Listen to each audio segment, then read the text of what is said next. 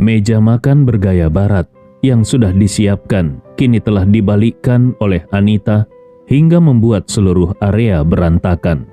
Karena di lantai banyak serpihan kaca pecah, manajer wanita dari restoran khawatir Anita akan terluka.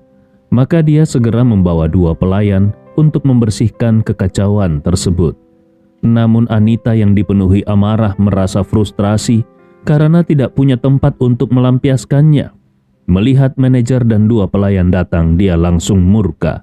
Dia meraih salah satu gadis pelayan dan tanpa ampun menampar wajahnya sambil memaki. "Siapa yang menyuruh kalian datang?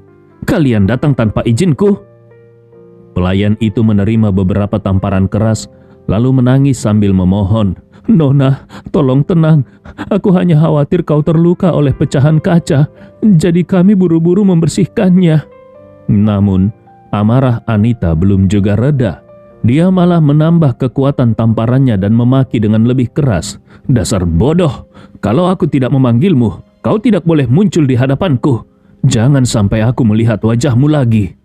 Manajer yang melihat situasi itu segera maju dan memohon, "Nona, tolong jangan marah. Ini salahku yang bertindak tanpa izin. Aku mohon maaf."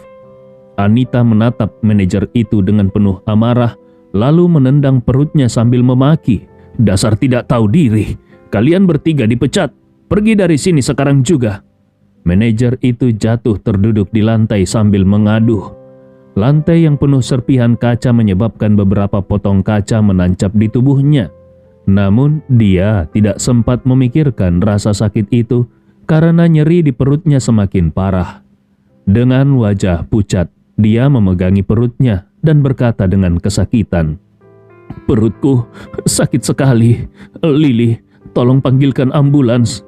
Lili, salah satu pelayan yang berdiri agak jauh dari Anita, yang tidak terkena amarahnya, segera bertanya dengan cemas, "Manajer, kau baik-baik saja?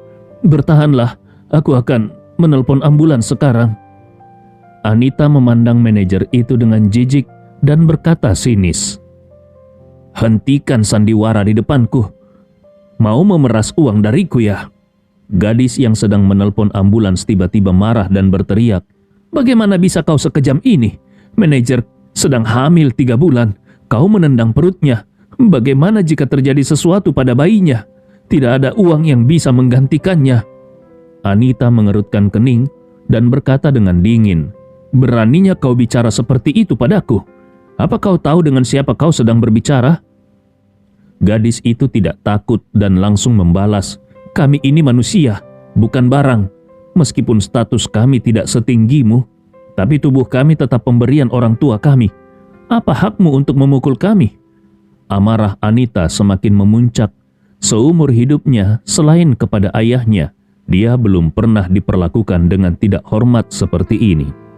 Hari ini, dia sudah 2 kali dipermalukan. Pertama oleh Andi dan sekarang oleh para pelayan. Tentu saja dia merasa sangat terhina dan marah. Tanpa peduli bahwa manajer itu sedang hamil, Anita melangkah maju dan merampas ponsel dari tangan gadis yang sedang menelpon ambulans. Dia melemparkan ponsel itu ke lantai hingga hancur berkeping-keping. Kemudian dia kembali menampar gadis itu dengan keras sambil memaki, "Beraninya kau melawan? Apa kau ingin mati?" Saat itulah Ibnu Komar masuk ke ruangan. Melihat situasi tersebut, dia segera maju dan bertanya, "Nona Anita, apa yang terjadi?" Anita dengan nada dingin dan penuh amarah berkata, "Kau datang tepat waktu. Aku ingin tahu bagaimana kau mengatur bawahanmu. Beraninya mereka melawanku. Apa mereka tidak tahu posisinya?" Melihat ketiga stafnya diperlakukan seperti itu, Ibnu Komar langsung mengerti bahwa Anita telah melampiaskan amarahnya kepada mereka karena frustrasi terhadap Andi Rewa. Dia segera berkata dengan sopan, "Nona Anita, jangan khawatir. Aku akan menangani mereka dengan tegas. Kau tidak perlu marah-marah lagi. Biarkan aku mengantarmu kembali ke kamar untuk beristirahat." Namun, Anita masih dipenuhi rasa marah. Dengan dingin, dia berkata, "Aku ingin mereka bertiga diblokir sepenuhnya." Setelah berkata demikian, dia kembali menampar wajah Lili dengan keras sebelum berbalik dan pergi dengan angkuh. Begitu Anita pergi, Ibnu Komar segera bertanya kepada ketiga karyawannya, apa yang sebenarnya terjadi tadi? Lili terisak dan menjawab, "Tuan, Nona Anita marah dan membalikkan meja. Manajer membawa kami untuk membersihkan pecahan kaca. Tapi tiba-tiba Nona Anita menyerang kami dan menendang perut manajer. Padahal manajer sedang hamil. Ketika aku ingin menelpon ambulans, Nona Anita malah menghancurkan ponselku." Manajer yang duduk di lantai dengan wajah kesakitan berbicara, "Tuan, ini semua salahku. Mohon jangan salahkan mereka berdua. Kalau perusahaan harus menghukum, biarlah aku saja yang dihukum." Ibnu Komar menghela napas dan berkata, "Ini salah aku karena tidak melindungi kalian dengan baik. Aku akan segera mengirim kalian ke rumah sakit, memberi kalian setidaknya 1 bulan cuti, dan memberikan uang kompensasi kepada masing-masing kalian." Setelah berkata demikian, Ibnu Komar menatap manajer yang hamil tersebut dan dengan serius berkata, "Aku akan segera menghubungi dokter kandungan terbaik di Makassar untuk memastikan kandunganmu aman. Kalau anakmu bisa diselamatkan, aku akan membayar biaya perawatannya. Kalau tidak bisa diselamatkan, aku akan memberikanmu cuti setahun dengan gaji penuh, agar kau bisa beristirahat dan mempersiapkan kehamilan berikutnya." Mendengar itu, ketiga wanita tersebut langsung merasa lega. Mereka khawatir Ibnu Komar akan mengikuti perintah Anita dan menghukum mereka dengan keras. Tak disangka, Ibnu Komar justru sangat peduli dan memperlakukan mereka dengan penuh empati. Jarang ada atasan seperti dia. Melihat ketiga wanita itu menangis sambil mengucapkan terima kasih, Ibnu Komar tidak berusaha menenangkan mereka. Dia langsung memanggil tim keamanan dan memastikan mereka segera dikirim ke rumah sakit. Setelah memastikan mereka pergi ke rumah sakit, Ibnu Komar duduk di kantornya menghela napas dengan penuh kekhawatiran. "Aku benar-benar tidak tahu sampai kapan Nona Anita akan membuat masalah di Makassar. Dan aku juga tidak tahu apa lagi yang akan dia lakukan. Sayangnya, aku hanyalah bawahan keluarga Rewa. Jadi aku tidak punya wewenang untuk menghentikannya. Kalau dia benar-benar membuat kekacauan di sini, aku tidak bisa berbuat apa-apa. Sepertinya satu-satunya harapan ada pada Puang Andi." Namun, Andi Rewa sama sekali tidak peduli pada bibinya dan kembali ke rumah untuk mempersiapkan perayaan tahun baru bersama keluarganya. Karena ini adalah tahun baru pertama di villa mewah Desiland, keluarga mereka sangat memperhatikan perayaan tersebut. Najwa membeli banyak dekorasi untuk memperindah rumah mereka. Meskipun Carla pemalas, tapi dia sangat suka pamer. Ia ingin segera menghias rumah agar bisa memotret dan memamerkannya di media sosial, sehingga dia pun membantu Najwa. Setelah pulang, Andi Rewa bergabung dengan mereka. Najwa mengambil beberapa hiasan dari kardus besar yang dibeli secara online dan berkata kepada Carla, "Bu, aku ingin menghias balkon di lantai 2 dan 3. Aku pikir kita bisa menggantung hiasan ini di pagar balkon. Saat malam tiba dan lampu menyala, pasti akan terlihat indah." Carla langsung setuju. "Baiklah, tahun baru memang harus meriah. Aku juga akan segera menggantungkannya." Najwa buru-buru berkata, "Bu, ada satu hal lagi yang ingin aku katakan." Carla tersenyum. "Tentu saja, ada apa?" Najwa agak canggung dan berkata, "Balkon di lantai 3 penuh dengan berbagai tank top. Rasanya tidak pantas kalau kita membiarkan semuanya tetap di sana saat tahun baru. Bagaimana kalau kita mencopotnya?" Begitu mendengar itu, Carla langsung menjawab tanpa ragu, "Tidak bisa.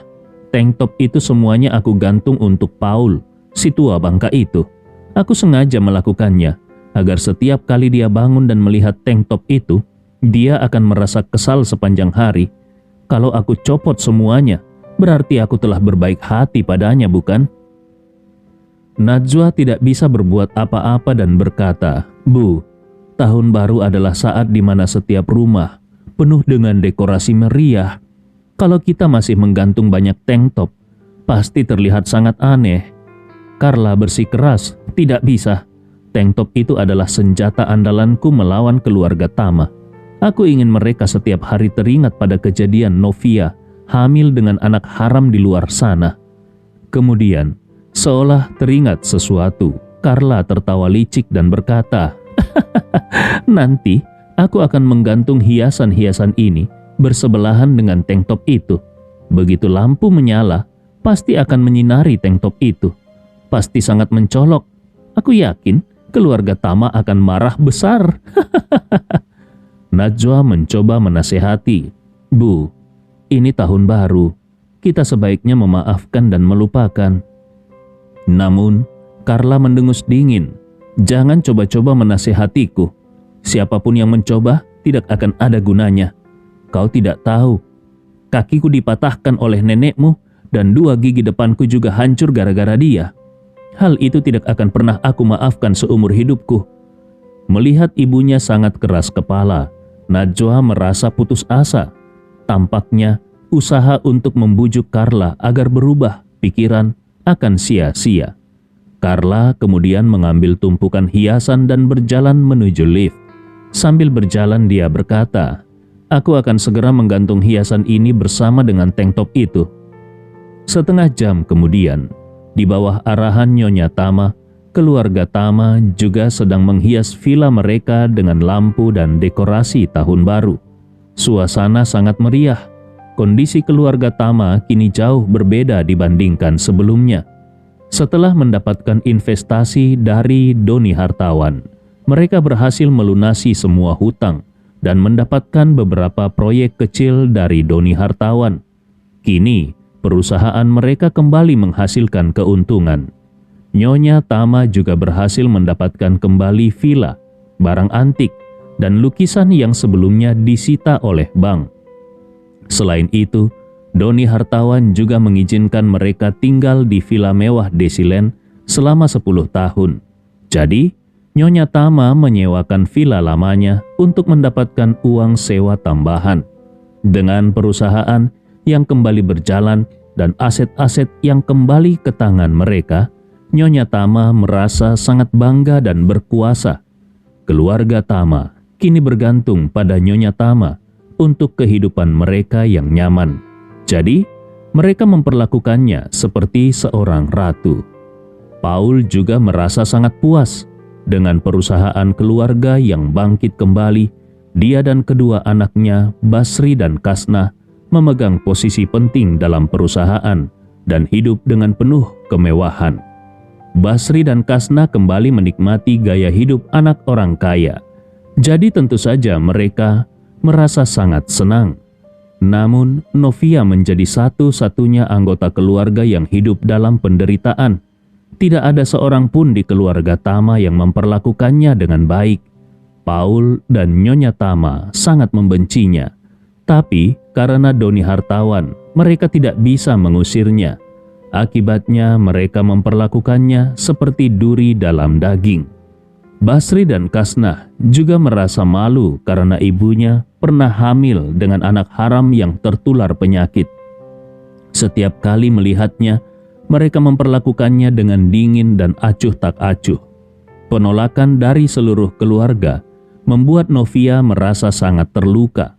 Terlebih lagi, melihat keluarga Tama yang bahagia setiap hari, sementara dia harus tinggal di rumah untuk membersihkan, memasak, dan mencuci baju layaknya pembantu tanpa bayaran.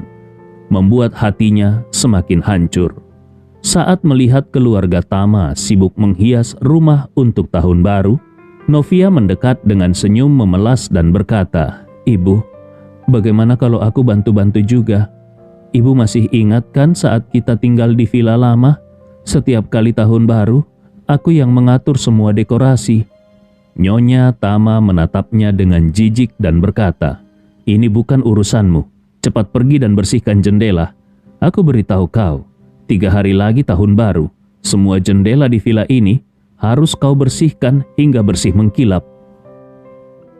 Mendengar Nyonya Tama menyuruhnya membersihkan semua jendela di villa yang begitu besar, Novia langsung merasa hancur. Dia spontan berteriak, "Bu, villa kita begitu luas. Dengan banyak ruangan dan jendela, aku tidak akan selesai meskipun bekerja sampai setelah tahun baru. Nyonya Tama tersenyum dingin. Kau pikir bisa mengulur waktu sampai setelah tahun baru? Aku beritahu, kalau malam tahun baru nanti jendela masih belum bersih, kau akan makan malam di halaman. Mendengar ancaman itu, Novia merasa sangat marah. Kalau bukan karena Paul, Basri, dan Kasnah ada di sana, dia mungkin sudah menendang Nyonya Tama dan memukul wajah tuanya. Namun kesempatan untuk melakukan itu tidak pernah ada. Dengan penuh rasa frustrasi, meskipun hatinya penuh amarah, Novia hanya bisa menahan dan berkata dengan enggan, "Baik, Bu, aku akan coba sekuat tenaga untuk membersihkannya." Nyonya Tama mendengus puas. "Baguslah kalau kau tahu diri. Kau sudah mencemarkan nama baik keluarga. Kalau kau tidak patuh, bahkan Doni hartawan pun tidak akan bisa menyelamatkanmu." Novia menahan diri agar tidak melawan. Dia hanya mengangguk dengan wajah tertekan dan berkata, "Ibu benar, aku akan menuruti perintahmu." Paul kemudian berkata, "Bu, aku naik ke atas dulu untuk menggantung beberapa hiasan." Nyonya Tama mengangguk dan memerintahkan Novia, "Sekarang pergi bersihkan jendela, cepat." Tidak ada pilihan lain. Novia pun bergegas untuk memulai tugasnya. Sementara itu, Paul naik ke kamarnya, siap memasang hiasan di jendela. Ketika dia melihat keluar ke arah balkon rumah Andi Rewa, dia langsung terpana melihat pemandangan yang mengejutkan. Deretan hiasan terang tergantung berdampingan dengan berbagai jenis tank top. Cahaya merah dari lampu memantul pada tank top, menciptakan paduan warna yang mengerikan dan menjengkelkan. Paul langsung meledak marah.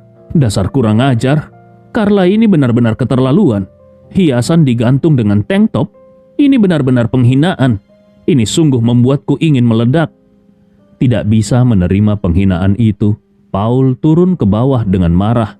Di ruang tamu, dia melihat Basri sedang menempelkan hiasan jendela dan berteriak, "Basri, ayo ikut aku. Kita harus memberi pelajaran pada Carla." Nyonya Tama yang mendengar rencana itu langsung bertanya dengan cemberut, "Untuk apa kau pergi mencari masalah dengan Carla sekarang?" Dengan marah Paul menjawab, "Bu, Carla benar-benar sudah keterlaluan. Dia sudah lama menggantung tank top itu dan sekarang dia menambahkan lampu di samping setiap tank top. Dia benar-benar ingin membuatku kesal selama tahun baru. Aku harus membereskannya." Namun, Nyonya Tama langsung memotong dengan nada keras, "Berhenti. Apa kalian berdua lupa siapa yang ada di rumah itu? Kalian pikir bisa menang melawan Andi? Atau kalian mau menghabiskan tahun baru di rumah sakit?" Mendengar itu, keberanian Paul langsung padam. Kekuatan Andi sangat luar biasa. Kalau dia ada di rumah, maka mencarinya sama saja seperti mencari mati. Memikirkan hal ini, dia menggertakkan giginya dan berkata, "Bu, hari ini aku tidak akan mengganggunya. Tapi bagaimanapun juga, kita tidak bisa membiarkan Carla." Nyonya Tama mencibir, "Biarkan saja dia. Sekarang bagi kita sekeluarga, harga diri itu tidak berarti apa-apa. Yang paling penting adalah uang." Paul berkata dengan marah, "Tapi aku tidak bisa terus-menerus menahan ejekan si Carla itu, bukan? Kapan ini akan berakhir?" Basri berkata dengan wajah gelap, "Ayah, bukankah ayah selalu bilang ingin mencari kesempatan untuk memberi pelajaran pada Carla? Menurutku, kita harus segera bertindak. Lebih baik kita membuat masalah besar sebelum tahun baru, agar keluarga Andi bisa merasakan tahun baru yang buruk. Dengan begitu, kita juga bisa memberi penjelasan kepada Tuan Hartawan. Kalau kita terus tidak melakukan apapun terhadap keluarga mereka, Tuan Hartawan akan segera kehilangan kesabaran pada kita." Ekspresi Paul menjadi tegas, lalu dia berkata, "Benar, sebelumnya si Carla itu kakinya digips, jadi dia tidak pernah keluar rumah. Ini membuat kita tidak punya kesempatan untuk menyerangnya. Tapi sekarang, dia sepertinya sudah melepas gipsnya dan sedang bersiap-siap untuk merayakan tahun baru. Menurutku, Carla pasti akan keluar rumah. Kenapa kita tidak mencari kesempatan untuk memberinya pelajaran yang besar agar dia belajar?" Kemudian, Dia menoleh ke arah Nyonya Tama dan bertanya, "Bu, bagaimana menurut ibu?"